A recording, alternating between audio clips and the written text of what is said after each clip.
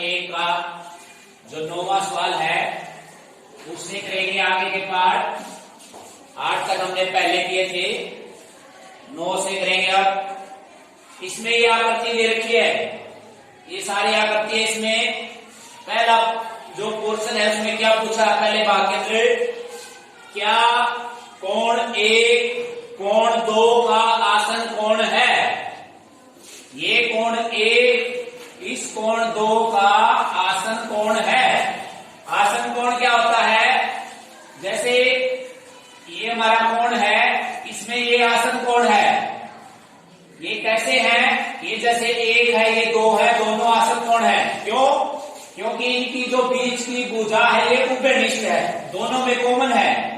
और इनका जो पीछे वाला सिरा है वो भी उभयनिष्ठ है। दोनों रेखाओं का जो पीछे वाला सिरा है वो भी उभयनिष्ठ है और बीच वाली रेखा भी उभयनिष्ठ है। इसलिए 1 और 2 आसन कोण है। तो यहां चेक करेंगे 1 और 2 आसन कोण है, यहाँ का और इसका दोनों का पिछला सिरा है ये भी उभयनिष्ठ है और बीच में लाइन भी उभयनिष्ठ है। इसलिए क्या लिखेंगे, हाँ 1 कोण 1 2 का उभयनिष्ठ है। उसके बाद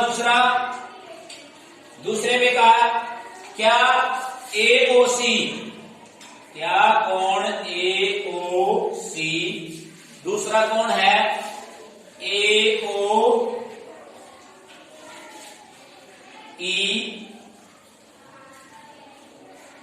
इसका आसन कोण है। तो ये बताना है क्या ये इसका आसन है। तो कैसे चेक करेंगे कि ये कोण इसका आसन है कि नहीं। अब कैसे, AOC यानी AOC का मतलब कोण 1, कोण 1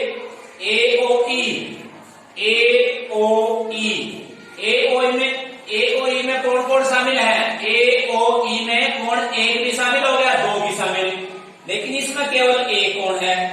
यो 1 कोण 2 का तो आसन था, लेकिन 1 कोण 1 + 2 दोनों का आसन नहीं है। अब इसमें ये कहेंगे 1 2 का तो आसन है, लेकिन ये नहीं कहेंगे कि कोण 1 + 2 दोनों का आसन है, दोनों का नहीं है। तो केवल 1 2 है, इसलिए इसमें क्या लिखेंगे, नहीं यह उभयनिष्ठ नहीं है, इसलिए इसका आसन नहीं है। तीसरा क्या COE एवं EOD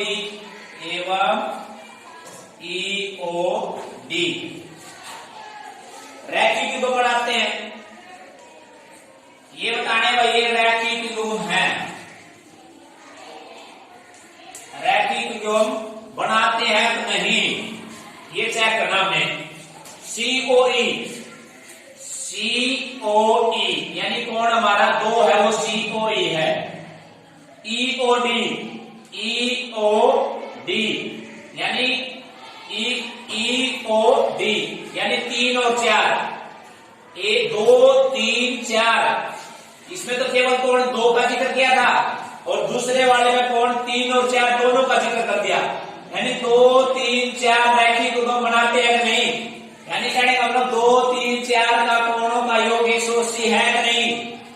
क्योंकि ये लाइन है, इस लाइन के इस साइड के कोणों का योग 180 होगा, उस साइड के भी, इसलिए 2 3 4 क्या है, रैखिक युग्म है। इसलिए क्या लिखेंगे, हाँ ये रैखिक युग्म बनाते हैं। उसके बाद चौथा पार्ट, चौथे में क्या कहा है, क्या BOD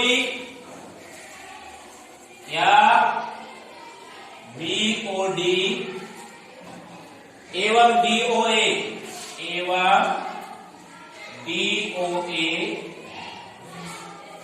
संपूरक है।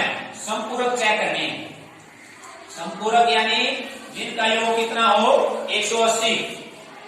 BOD देखो कहा है, BOD यानी कोण 4। DOA का है DOA यानी कोण 4 5 दोनों 180 है, क्योंकि ये लाइन होगी सीधी। इस सीधी लाइन का इस साइड दोनों का योग कितना होगा 180, यानी ये भी संपूरक हैं। यानी क्या हो गया, हाँ ये दोनों संपूरक हैं। तो ये बताने थे। उसके बाद पांचवा पार्ट, पांचवें भाग में क्या कहा है, अरे भाई क्या एक का ऊर्ध्वाधर कोण 4 है, एक का ऊर्ध्वाधर यानी एक का ऊर्ध्वाधर समकोण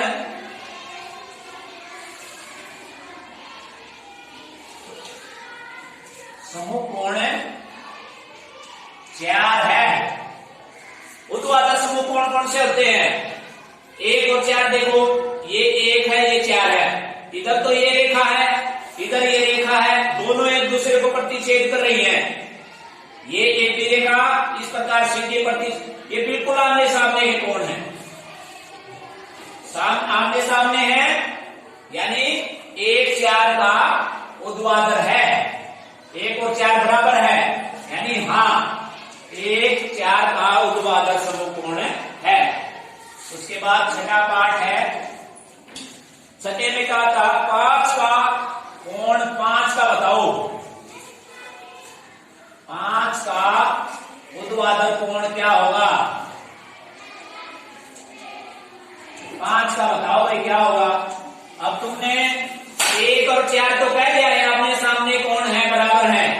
अब 5 के सामने वाला ये कोण देखो, 5 के सामने ये लाइन है काट रही है, 2 और 3 दोनों है तो उनका नाम क्या हो गया COD, यानी COB में ये भी आ गया और ये भी आ गया, यानी 5 का ऊर्ध्वाधर कोण हो गया COB, कोण COB ये आ गया। तो इस कोण का नाम बताना था कौन सा है, COB है 5 के सामने। 5 के सामने दोनों कोण है, तो हमने पूरा दोनों को मिलाकर क्या बन गया COB में दोनों कोण आ गए। तो ये हमारे सारे पार्ट हो गए इसके। उसके बाद नेक्स्ट हमारा 10वां सवाल है। 10वें सवाल के अंदर आकृति दे रखी है,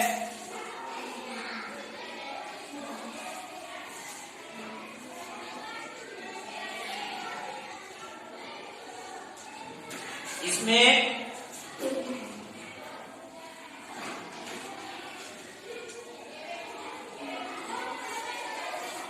कोणों के नाम है, इधर 1 और 5 है, एक कोण ये 5 है, 2 3 4 ये 2 है, ये 3 है, ये 4 दे रखा है। अब बताना है पहले में, इनमें जोड़े बताने हैं, पहले में क्या बताना है, ऊर्ध्वाधर समकोण कौन बताना है, ऊर्ध्वाधर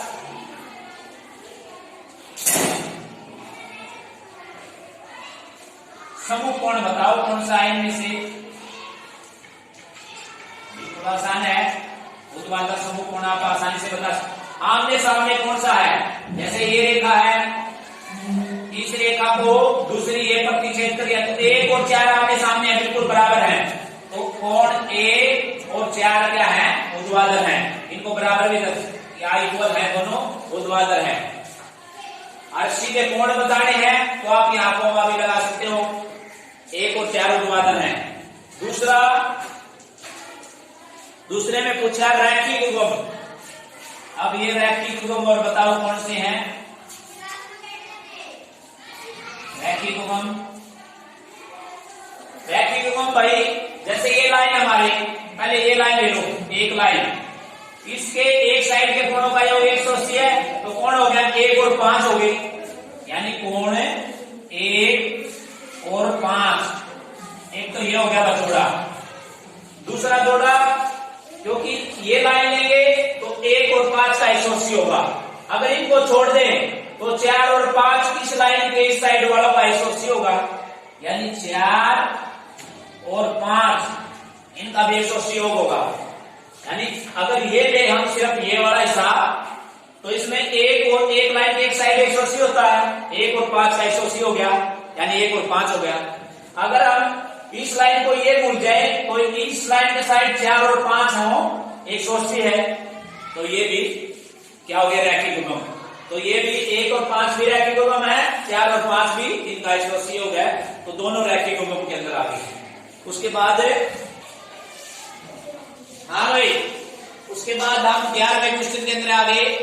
11वें में यह आकृति दे रखी है इस प्रकार, ये कोण 1 दे रखा है, ये कोण 2 दे रखा है। इसमें पूछ रहा है क्या कोण ये वाला 1 इस कोण 2 का आसन है, ये चेक करना हमें। कोण 1 2 का आसन है, इस कोण का तो उभयनिष्ठ बिंदु ये हो गया, इस कोण का उभयनिष्ठ बिंदु ये हो गया, एक जगह तो नहीं है दोनों उभयनिष्ठ, यानी इन दोनों की रेखाओं का तो उभयनिष्ठ ये है, लेकिन इनका ये है। अगर ये साथ के साथ यहां होता तो फिर तो आसन हो जाता, या फिर एक यहां होता तब आसन हो जाता, लेकिन ये आसन कोण नहीं है, तो इसमें क्या लिखेंगे, कोण 1 2 का आसन नहीं है, क्योंकि ये अब इसमें उभयनिष्ठ भुजा नहीं है, दोनों के अंदर उभयनिष्ठ भुजा नहीं है, इसलिए नहीं आ गया। उसके बाद 12वें में आकृति हमारे दे रखी है,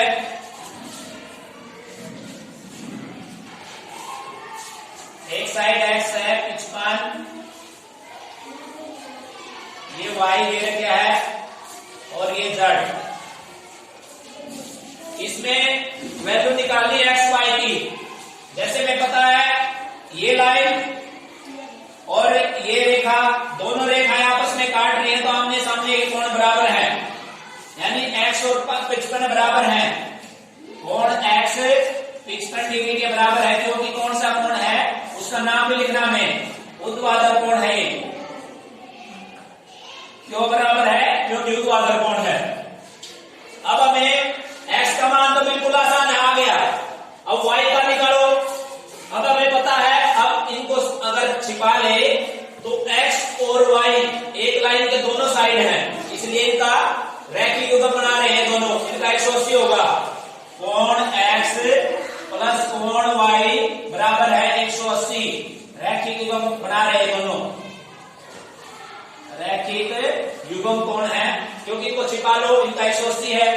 अब x का हमारा आ गया 55 प्लस y 180, अब y का निकालो, 180 में से 55 घटा दो, 50 घटाएंगे तो 30, 5 और घटा दो 125 रह गया, 125 डिग्री आ जाएगा, ठीक है। उसके बाद दूसरी आकृति है, दूसरा पार्ट, उसमें आकृति दे रखी है आपकी, इसमें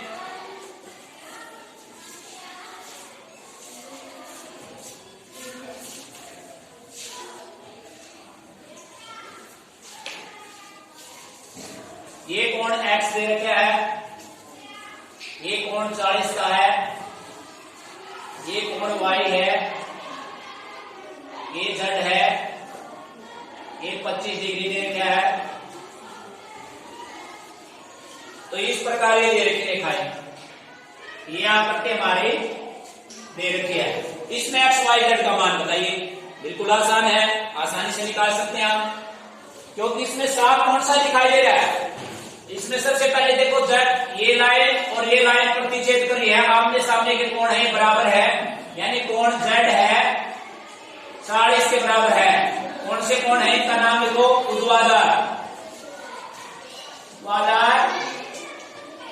ये ऊर्ध्वाधर कोण है, इसलिए ऊर्ध्वाधर समूह कोण आमने सामने के, तो ये ऊर्ध्वाधर समूह कोण हो गया। उसके बाद z की वैल्यू को निकले, अब y की निकाले, तो इसको देखो, ये लाइन है, इसके एक साइड के दोनों कोण है, यानी दोनों का 180 होगा, z और y का, यानी y कोण प्लस z कोण दोनों का 180 होगा। अब z का हमने निकाल ही दिया है, z का वैल्यू रख दो यहाँ पर, z की वैल्यू 40 है, 180, y बिल्कुल आसान निकल जाएगा, 40 को दबे जाओ, माइनस का हो गया, यानी 40 रख गया, कितना बच गया 140, तो 140 डिग्री आ गया y, ठीक है।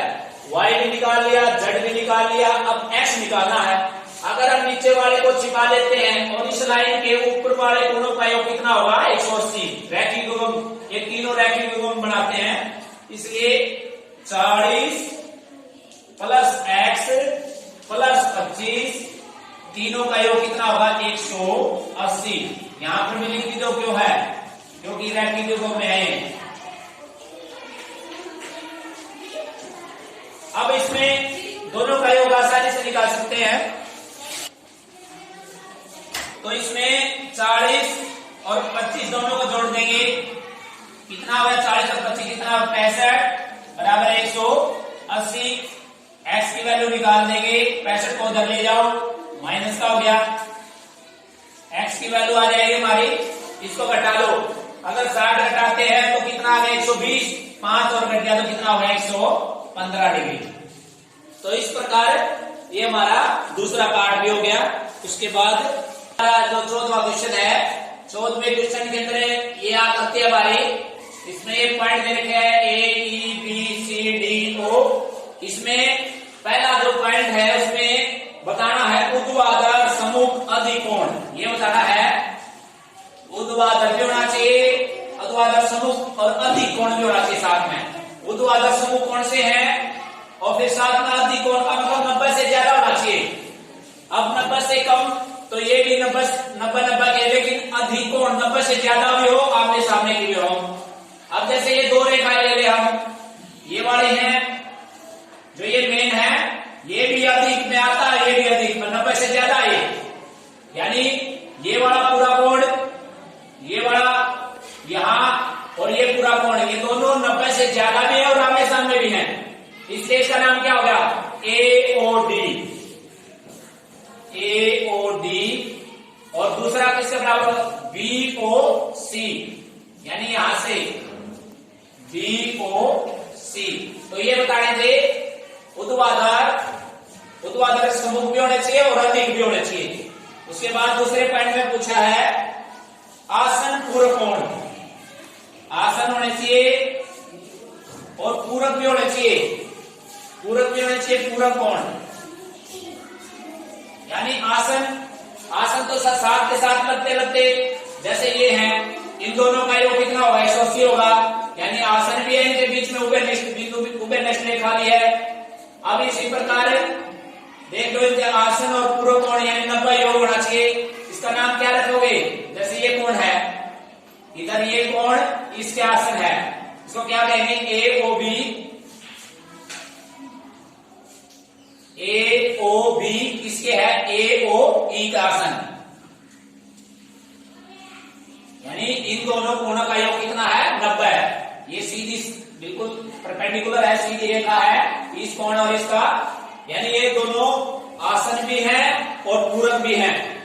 तो मैं ऐसा लेना था जो आसन भी हो और पूरक भी हो। उसके बाद है समान समपूरक कोण,